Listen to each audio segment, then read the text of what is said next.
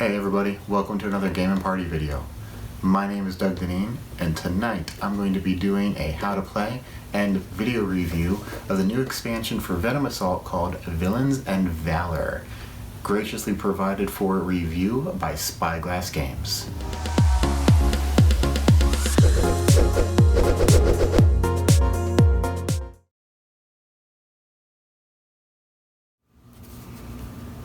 So how do you play Venom Assault? Very easy actually. And I've already got the game all set up and ready to go. We're going to run through, I've got my 5 cards, we're going to simulate that I'm midway through the game here. Now in a multiplayer game, someone will be the commander. When it is the commander's turn, they draw an event card before playing their turn. Every other player does not draw an event card, so whatever the event card is in effect for the entire round. So since I am effectively the commander, because I'm the only one playing right now, I'm going to draw my event card.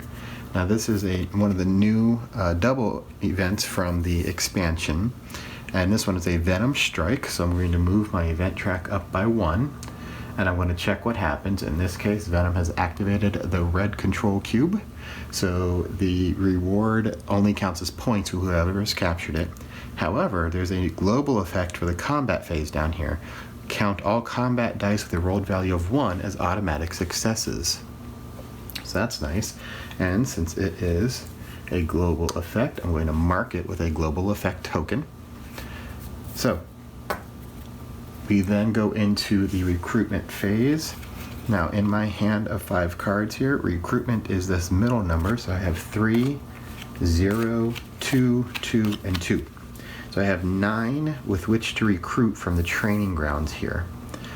Now I really like Troy because he has an ability in recruitment phase and tactical phase.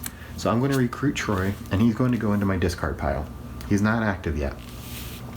Now that I have recruited, and I did not use the text of any of these, there was no recruit phase ability used, I can choose any of these to be my combat leader. And I am going to use, let's go with Hardcore as my combat leader, because he provides me with 5 dice as combat leader. And then my recruits provide me with 1 more die here. Top side, I can change 1 combat die value to 6, and if I fight in the sea, it instead is counted as an automatic success.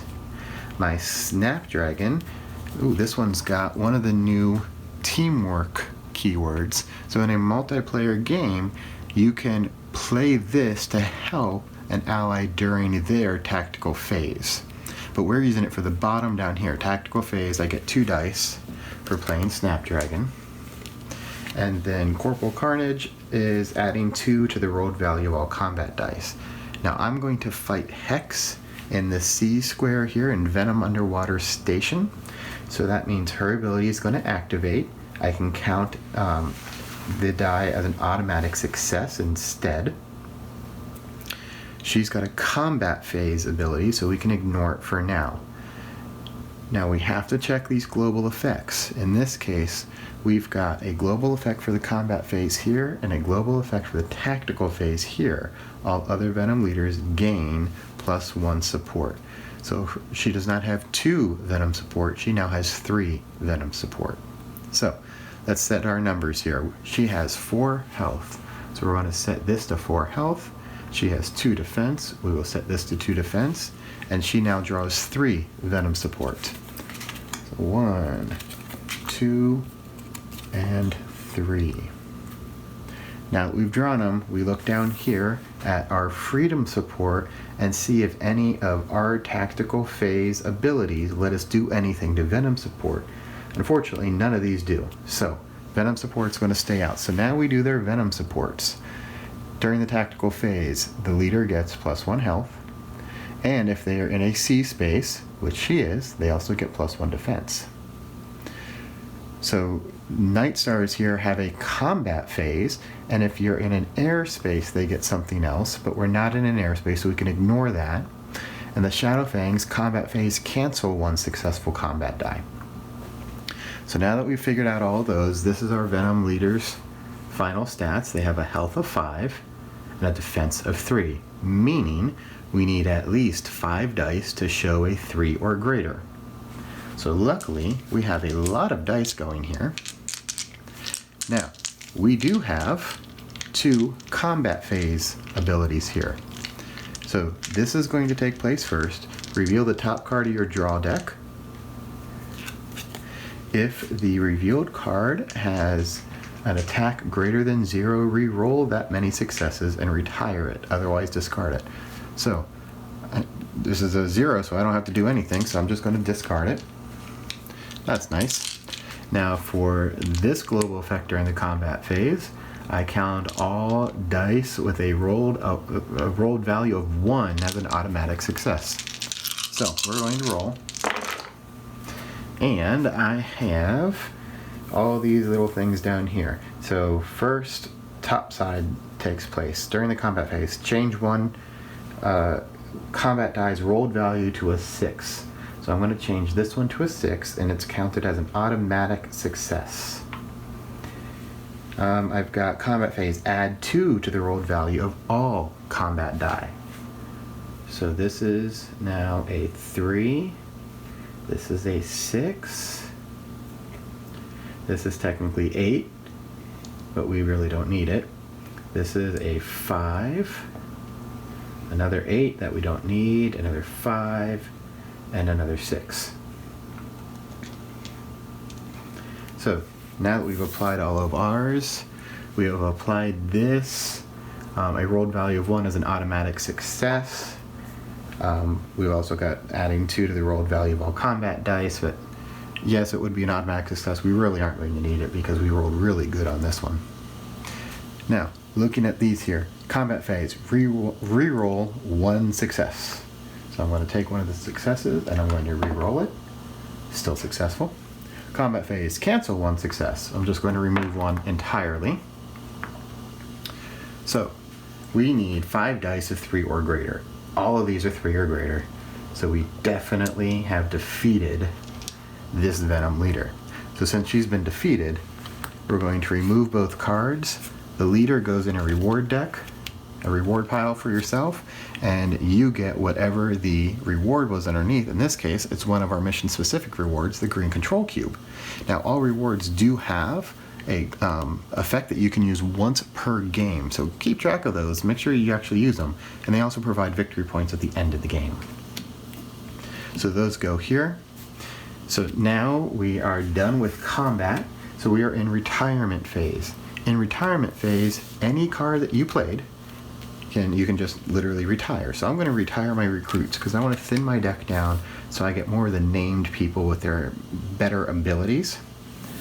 And then we go to our end of turn phase. I'm going to discard everyone that I used.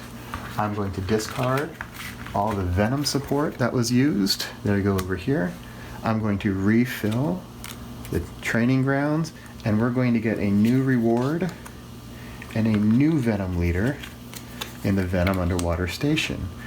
So this one is Octavia. She has a global effect. So we're going to make sure to mark that. End of my turn, I'm going to draw my 5 cards. And play would then pass to the next player. This would still be in effect if you've got more than one player going.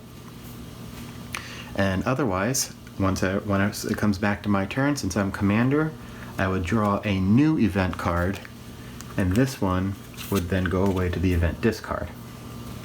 And then we would do whatever this event says. In this case, it would have been another event strike with another bonus for us. So that is how you play the game. So keep track of their abilities. There's quite a few of them. Almost every single card has some kind of an ability.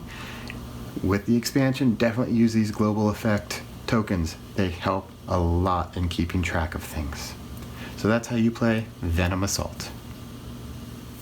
So what do I think about the new Venom Assault expansion, Villains and Valor?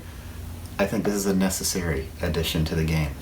What I mean by that, there are many games where the base games feel good, the bones are there, you know it's a fun game, but it doesn't feel complete until that first expansion comes along and just adds that little something. And Villains and Valor definitely adds that to the base game. And it's just little things. Like, for example, there are the global effect tokens that come with the expansion. These have really changed how I play, simply because now I can remember that the global effects are out and I don't have to go back and change a move that I might have messed up earlier. The new card type, the metal cards, these are a great addition.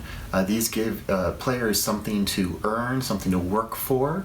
It gives you a personal achievement, and also then gives you a bonus action, and you get points for it also. These are a great addition from the expansion. And the 3 new missions that come with this game are incredibly difficult.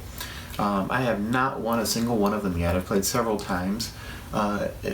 These things, I mean, especially No Mercy, that one, I don't even think you can win that one, or I'm just really bad at that particular mission. But they are incredibly fun. There's a new teamwork keyword in the expansion, which is great because it is a cooperative game. The teamwork keyword lets you play cards out of order, so on someone else's turn, you can play a card with that teamwork keyword and give them some kind of benefit. So it's really great in this cooperative type game. So if you have Venom Assault, I highly recommend that you get Villains in Valor. And if you do not have Venom Assault, then I suggest you get Venom Assault and then find a copy of Villains in Valor. It completes the game. It is absolutely a necessary expansion, and I highly recommend it. Thanks for watching. If you enjoyed this video, please give it a like and subscribe to our channel.